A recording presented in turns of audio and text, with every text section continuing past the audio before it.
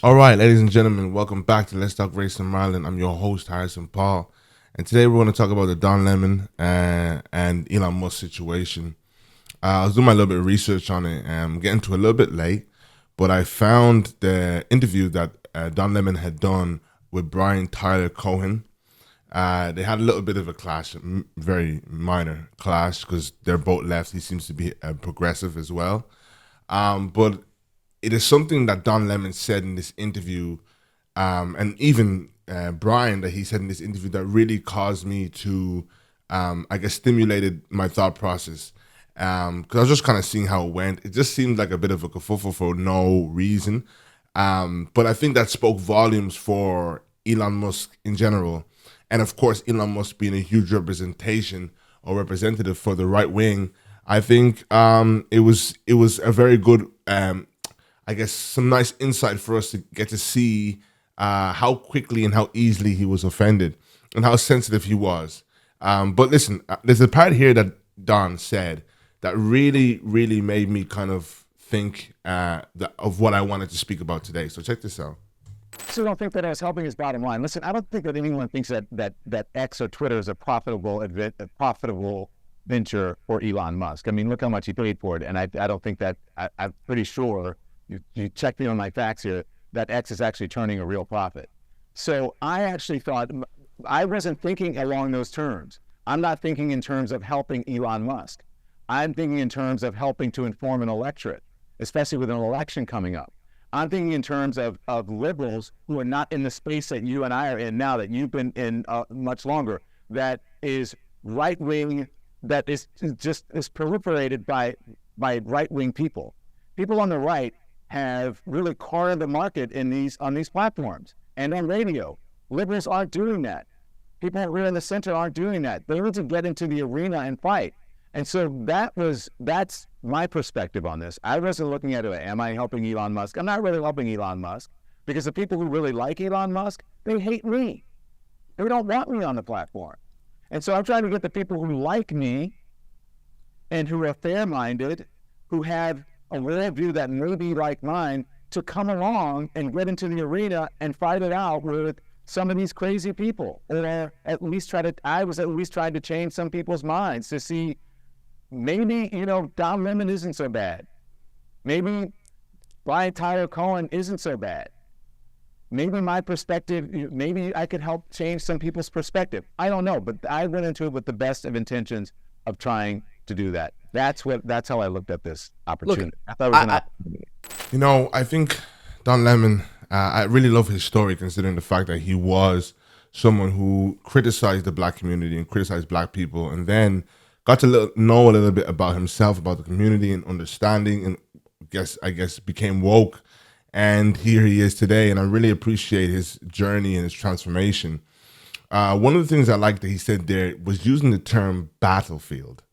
And I like the term battlefield being used because today I got in a situation, or yesterday I got in a situation, a very, very unfortunate situation, where a brother stitched one of my videos on TikTok and he made this clip. I'm going to show you guys the clip so then we can talk about everything together. But check out what this guy kind of said about my video. So here it is. Have never seen a black man or a black woman dominate. do you know do you know what surprised me sometimes? The way we black people, we Africans, want to come into white people's space and start fighting and start saying we have not dominated, we have not do this in the white people's space, they didn't give us any space to do this. They don't owe you anything. White people don't owe you to give you any space. Look at us, Africans. What are we doing with our countries where we come from? We are our own enemy. We don't like each other. We destroy everything. Everything we touch, we black people, everything we touch goes to shit. Everything we touch. Any spaces we enter, that space is going down. It's going down. There is no black nation on earth that is good, that is doing well, because we are corrupt. We are corrupt. We kill each other. We are corrupt. We thief. We steal. We embezzle money. Like these European countries now, if you leave it for white people to run for 10 years, everything is going to destroy. Everything, this European system, the way it is right now, anyone, Germany, Netherlands, Spain, Italy, everywhere, all these European nations, let's say the white people say, okay, let's give this space to these black guys that are saying they are not dominating any space. Give it to them. Come back in 10 years, you will see there will be nothing left, because this is what we do. And the white people, they know they don't owe us anything. Why? I don't like people that live a life thinking that white people owe them anything. They don't owe you anything. They don't owe you to give you space. They don't owe you nothing. If you are qualified for the position, they will employ you, they will give you the job, they will give you the position. They work by merit. They shouldn't be giving you anything because you are a black person. They don't owe you nothing. This clip is a very unfortunate clip. Of course, you can see the boy is riddled. The man is riddled with self-hatred. But one of the main things that I want to talk about here is the fact that we have the likes of Elon Musk. And these guys are very aware of what they're doing. One of the points Don Lemon kind of talked to him about was his, queries about diversity, equity, and inclusion, DEI. And obviously the right wing are very opposed to the idea of fairness. I actually don't believe the right wing are naive to the fact. I just believe that they don't like the feeling of losing ground. One of the main things that I don't think listen, basically what I want to say is this guy is falling for the narrative that the right wing has pushed. And this is why I think that us controlling a narrative is so important. Again, shout out to my boy. We have conversations about this all the time. And a lot of the time, black people like this and a lot of black people feel as though we need to stop talking about these topics. They get very uncomfortable in these topics. They feel like, let's just get on with our lives. One of the main things that the white man understood and has understood for a very, very long time is the power of controlling the narrative. Elon Musk went and bought Twitter not just to make money. He's not even making back profit. You heard him, Don Lemon said.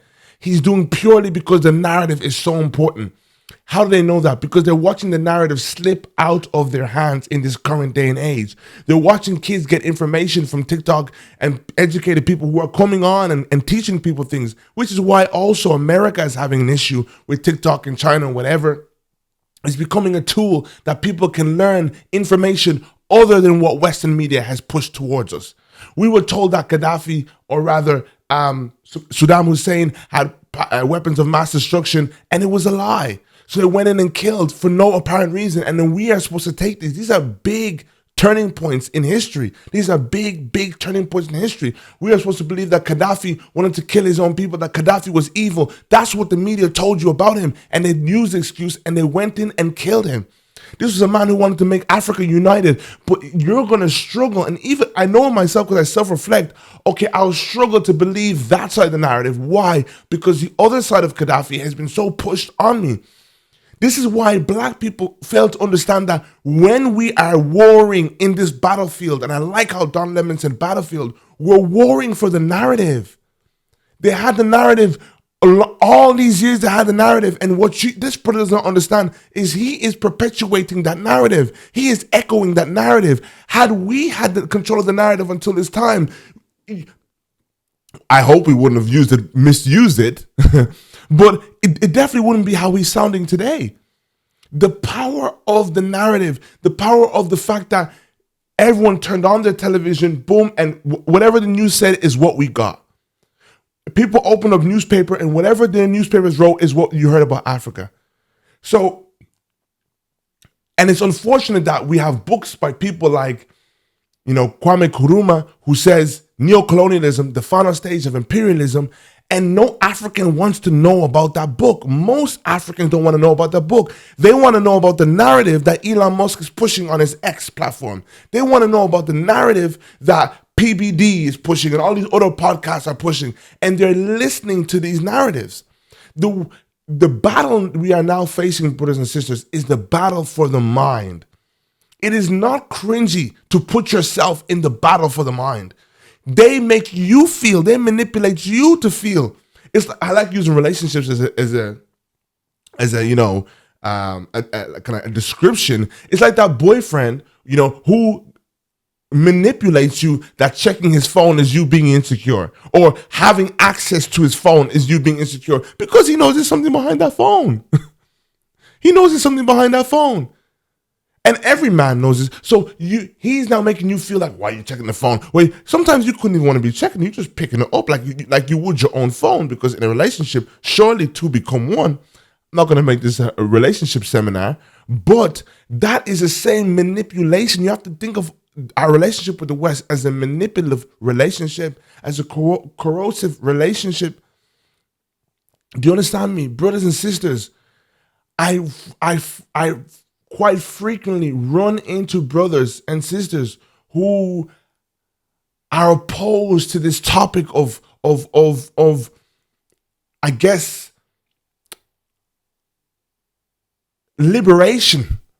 They think what life is supposed to be is just getting on with it.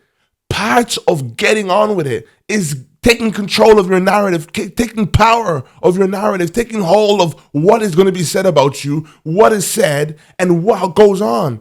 For as long as, but the problem is that you've always had the mind of employees and not employers. I'm going to repeat that. You've always had the mind of employees and not employers. What does that mean? You just take the shifts. You've never been a shift giver. You've never been a set. You set the tone in an environment. We set the tone. They are used to setting the tone. So now, as we are coming into this quote unquote wokeism and liberal ages, he's watching and they're watching the narrative and a tone being set by someone else that is not them. Then that's when you get Elon Musk purchasing X and literally destroying the platform, losing money because controlling the narrative matters more to him than anything. In many ways, I have to respect that. I don't respect what he's doing with it. I respect the self-determination. I don't respect the evil. He is an evil man. He is definitely an evil man. He is definitely an evil man. But he's not stupid. These guys are not stupid. And if he really was for free speech, this is what I'm here to say today, guys. Do you think he would have crumbled in a simple interview? But they want us to answer all of our questions. They want us to be able to answer every question. Why do you believe in liberalism? Why do you believe in? And bear in mind, I'm not a left or a right. I was asking myself today as I was listening to this. I'm not left or a right. I have my own personal beliefs that really come from the Bible. So at times there can be conservative beliefs, at times there can be liberal beliefs, because I can stand for a level of I want to say empathy that the conservatives cannot really stand for. And at times I do have a conservatism in my thought process because it is biblical, and I don't believe in certain ways of going about life, and I implement them in my life. I even struggle myself keeping up with what I believe God wants of me, or rather what I know what God wants of me. So it's not like I'm imposing something on other people that that are easy for me to apply to, for example. But I don't agree with the idea of what the right wing love to do, where it's like bullying and putting down people and it's laughing at people and it's, all the Daily Wire type folly that happens there. And then we say that's owned by a Jewish person. Come on. What kind of, you guys, I'm honestly going to say this, and I know he's going to see it one day. When we look at the likes of Ben Shapiro, you are absolutely making a terrible representation of the all-loving God. I come on here, and because there is such a petty move, there's a petty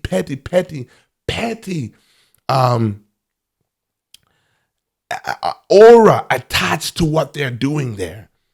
It's not, I'm trying to attack problems. You pick on people, you laugh on people, you make a laughing stock of people. Honestly, but they enjoy the power of media. They're literally creating the media, creating the narrative. The Ben Shapiros, the Elon Musk, and now the Candace Owens. Of course, she's a major voice as well. The Matt Walshes, all those people on the right wing, the PBDs, all these people, and obviously there's much more. Us as Black African people in particular, we kind of think, listen, just get the head down and get to business. That's not even how business goes. So To this brother, it was disappointing seeing him behave in such a way. It was difficult for me to see him have such a lack of self-identity. But one of the main things this comes from is because a lot of times black people, we cringe for ourselves. Oh, just quiet down, just get the head down and just get back to doing what you need to be doing. Hello, wake up and smell the coffee. These people have been controlling the narrative for a very long time, from television, from everything. Why you have this negative perception, this of the African's corruption and his good for nothing, is because that was what was fed to you. And unless you do your history, I tried to have a debate with a brother and said, history, and that's also his narrative. Take out history, toss it. Do you know how much he stresses his history? Do you know how much these Jews stress their history? Do you know how much history is so stressed to white people? If they're talking about Union Jack, if they're talking about America, it's only you they don't want you to stress your history. Again, you are allowing your brain to be wired by their narrative. Okay, this is what I'm supposed to focus on as a black person. This is what they don't like me focus on as a black person. But meanwhile, they're celebrating all their greats. Wake up and smell the coffee, brothers and sisters. Thank you so much for watching. Make sure you like, share, and subscribe.